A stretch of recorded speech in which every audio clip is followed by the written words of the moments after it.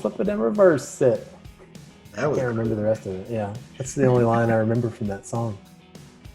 great. That's a great introduction for this. So I don't know if you knew I hit record. Hey, everybody. Welcome to the iProv vlog. If you haven't turned off after seeing that, we're happy to have you. I'm Jordan Smith, VP of Sales and Marketing. As always, I've got Patrick Laughlin, our COO, with us. How are you doing, Pat? I'm great, Joe. How are you today? Man, it's summer. It's still hot. Ready for fall. Hey, today we're going to talk about a very special topic, and this is something that I've got to brag on Patrick a little bit because it's been a night and day difference as far as how we deliver the work and how we actually even do the work in our office. So I wanted to spend a little bit of time talking about this since Pat's done so much work with this for us and our clients, which is, we're calling working on the work and how to continually improve your processes. So Pat, what kind of start off with this? How can business processes be improved? Whenever you look at an organization, what's kind of one of the first things that you look at?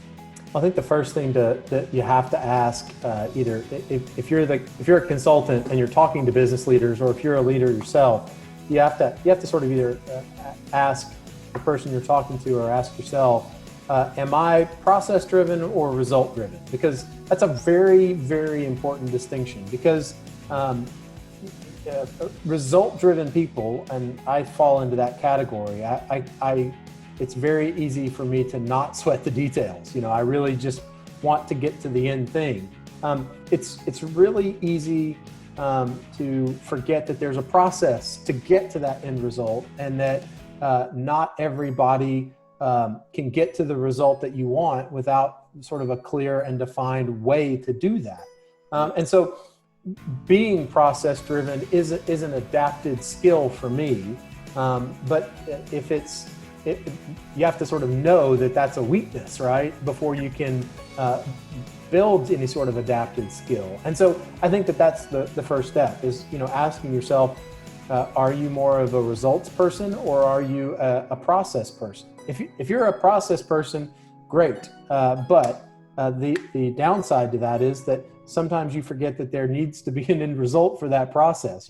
It's really easy to just sort of build step after step after step and forget that, oh yeah, we do sort of have to have some goal at the end of this. And if you're just goal oriented or result oriented, if you can't build the steps that you have to take in order to get to the results you want, you're going to get really frustrated when you've got to ask somebody else to help you. Yeah.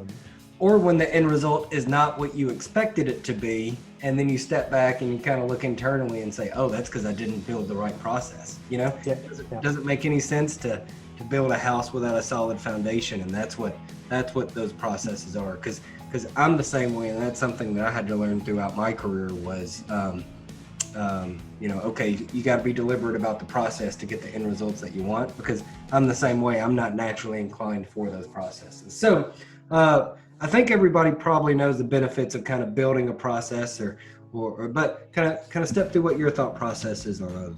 Well, and so we have this thing that we talk about a lot with our clients, and we use it internally. We call it the leadership stack. And anybody familiar with development knows what a stack is.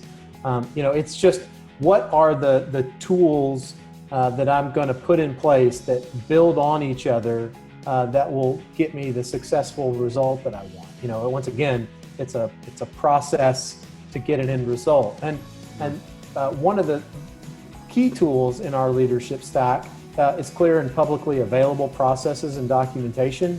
And the reason that you got to make them clear and you got to make them publicly available is if you are not a process-driven person, if you're a results-driven person, you're going to miss some steps, and you got to engage people in streamlining those things and improving them, and encouraging them to say, look critically at this, and if something's not working, as long as the end result is what I want, change anything in that process that you think needs to be changed. That's a huge part of being able to empower your team.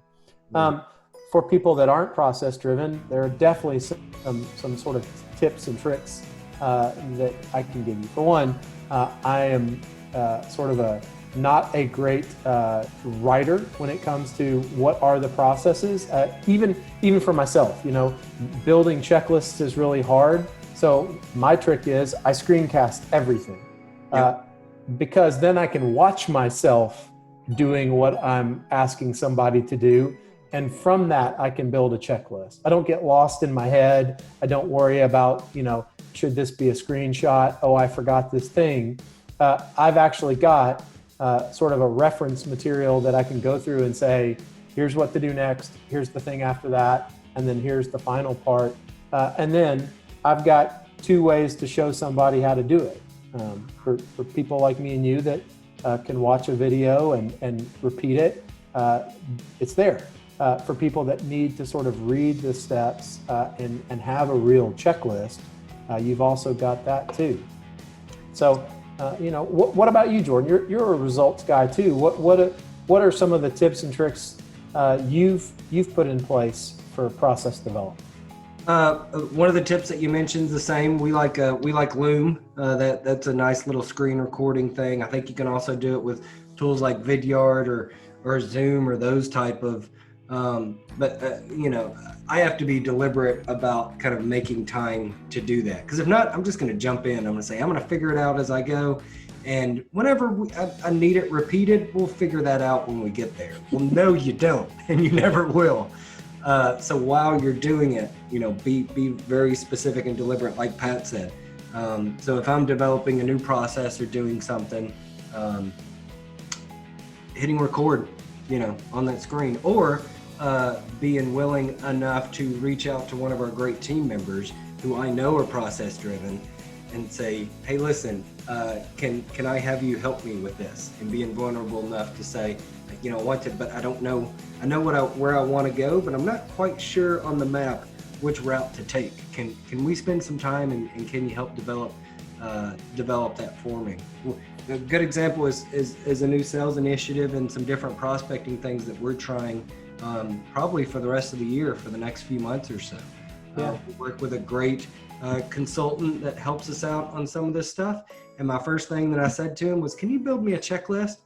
I've got all this stuff on my screen that I know has to get done, but I'm going to miss it unless I've got a checklist that I can go to the office. Sounds weird and old fashioned, print off, laminate, put on my desk that I can mark through every time I go through one of those things. So, my tip is if you're not process driven,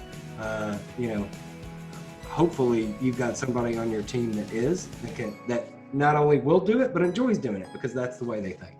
Well, and I think that for people that think that this is a burden or sort of overdoing it, I mean, the results are out there in the world. You don't have to listen to us to see what the benefits of sort of well-documented and publicly available processes are. I mean, if you've ever bought anything from McDonald's, you're witnessing sort of a repeatable process, in action. And having them builds better team coordination. It makes training easier and faster, so people are up to speed and doing the work you want them to do in a much shorter time frame.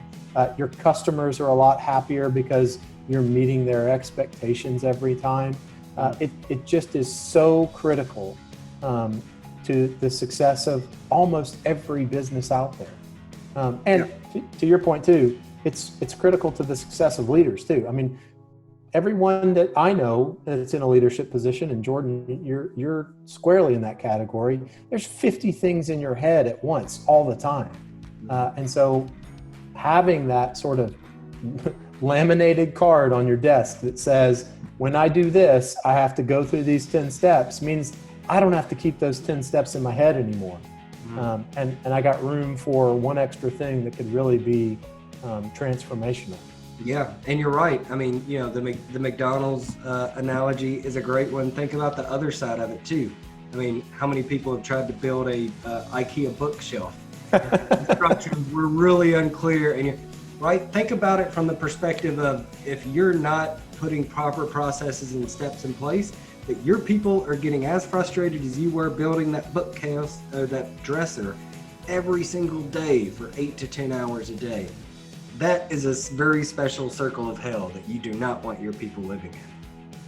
Well, and if you don't build the process, they will. And chances are, if you don't have at least some input in it, you're not going to like it much, unless you're just really, really removed from the day-to-day operations of your business. In which case, you probably have larger problems. So, you know. I guess to sum up, the technology is out there to make this really easy. In fact, it's easier than it's ever been. If you're not even good at watching your own videos and writing it, you can find a technical writer on Fiverr that will take your video and turn it into a checklist for, $5. Yeah. And all you have to do is just sort of walk through the process, and they can take it from there. The next part is just make sure that everybody knows where it is. Make it readily available. I know as the leaders that are watching this and the managers that are watching this, I know we want to do, right? And it seems kind of counterintuitive or against our natural instinct to kind of step back and work on how the work's going to get done. But it's important. And if you want to grow any type of process outside of yourself, then you just have to do it. Similar to another blog that we did, we've got a great article on this on our website, so go check it out. It lists a lot of more detailed steps and just a lot of different kind of best practices as far as how to build those processes and how to think about communicating those with your team also. Yeah, and how to let other people make them better, which is also super important. Yeah. I tell everybody on our team, hey, this is the first draft, like blow it up, fix it, because I know that they're going to have to do that. They probably want to. So anyway, like, comment, subscribe, check out that blog that we talked about. We've got a link in the description for this video. So until next time, thanks, Pat. Peace, peeps.